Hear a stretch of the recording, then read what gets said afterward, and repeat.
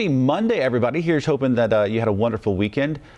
Thanks for joining us here for Wake Up Charlotte to Go. I'm Ben Thompson. Larry Springle joining us now with a look at your forecast. And one thing got to talk about this pollen count. A lot of folks have those problems, sniffling, sneezing, coughing, all those things that go along with a high pollen count. That's in our weather picture every single day this week as we check around the area.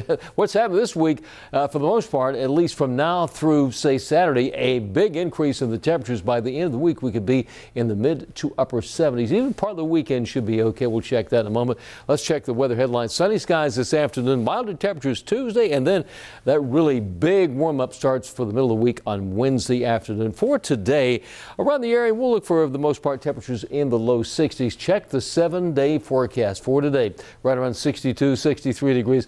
Upper 60s tomorrow. We'll hit about 71 on Wednesday, 73 Thursday and Friday. Here comes really nice mild temperatures, mid, even upper 70s. Saturday, more clouds around, a little more humid. We'll still be in the low 70s, and the rain chances up about 30% on Sunday. Remember, this is the weekend. Clock said 1 hour Saturday night into Sunday. Daylight saving time is this weekend. Ben? Larry, thanks. Turning now to our top stories of the day.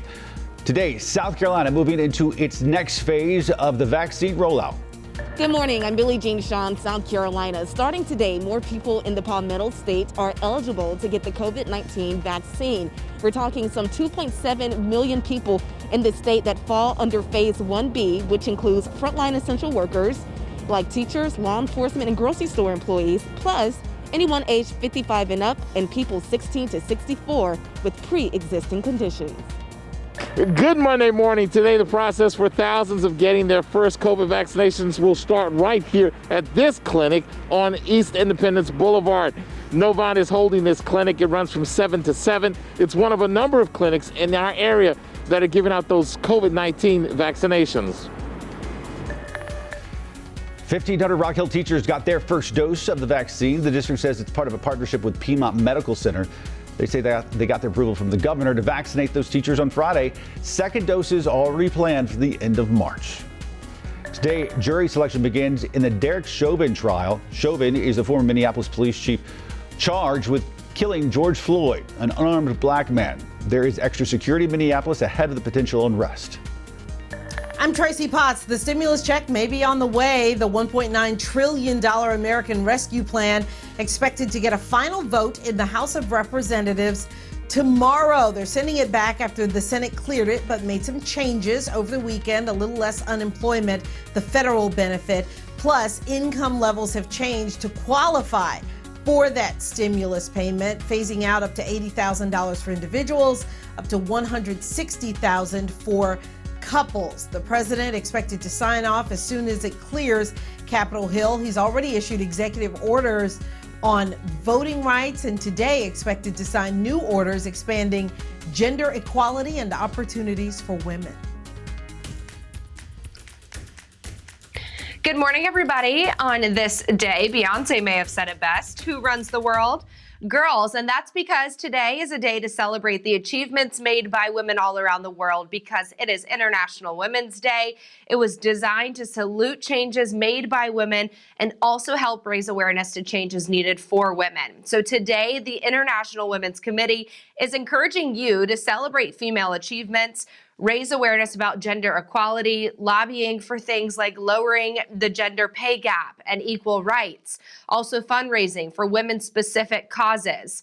This morning on Today, 2 North Carolina women, including one from right here in the Queen City, are joining this massive conversation on NBC's morning show to talk about their struggles, their successes, and their hopes. There are also several events taking place around Charlotte today that you can be a part of. First, there's at Queen's University, a lunch and learn at noon. Also, you can get outdoors, boots yourself up, and go on a hike with the McDowell Nature Preserve. That's from 10 to noon. You have to register online, but the hike itself is free.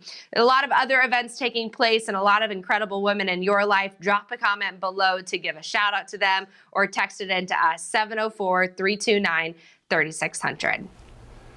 Time now to connect the dots when we make the news make sense. As more Americans get the COVID vaccine, people are starting to plan trips again, those trips that they had to cancel last year. And experts are still trying to figure out how to make planes as safe as possible. You could soon be required to get a negative COVID test to fly within the United States. Let's connect the dots. Right now, international travelers, including U.S. citizens, are required to have a negative test to fly to the U.S. But so far, that same rule does not apply to people flying domestically. That could change. According to reports, the Biden administration is considering requiring testing for people flying within the U.S. Transportation Secretary Pete Buttigieg said in a recent interview they were actively talking with the CDC about the idea. But that doesn't mean the idea will fly. Several airlines have already said they don't like it. Trade organizations have also been critical, citing everything from the cost to already struggling airlines to evidence that transmission aboard planes is low. Travel experts are torn, saying it could discourage some travelers but encourage others who'd feel safer flying. And that is connecting the dots. And make sure you catch us every single weekday morning starting at 4:30 a.m. on Wake Up Charlotte. Have a great day.